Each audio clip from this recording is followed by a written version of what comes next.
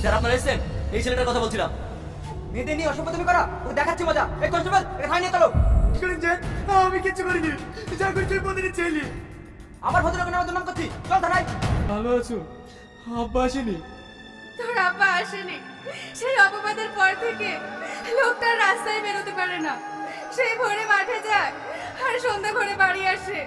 আমি সত্যি বলছি, আমি এরকম কাজ করিনি।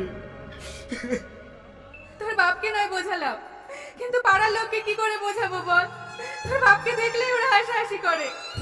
মা, সাবুনের আব্বার খবর কি?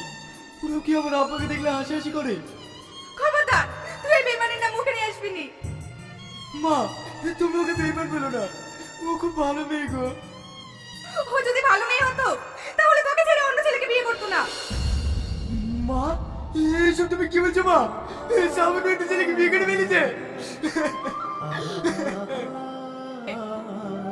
না না মা, ও আমাকে ছেড়ে অন্য দিকে বিয়ে করতে পারে না।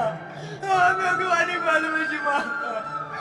ওকে যদি আমি না পাই তাহলে আমি মরে যাবো, তাহলে আমি মরে যাবো। এই এই নে। না খাবো না, আপনি খাবার নিয়ে যান। কি রে, কি হয়েছে তোর? তুই প্রেমিকা মারা গেছে নাকি? খা বলছি খা। আমি খাবার বলছি নে, লে যাও খাবার। কি তুই খাবার চুরি করে দিলি? থাম, নতুন জেলা সাহেব এসছে, একটা ডিগলে আসছি।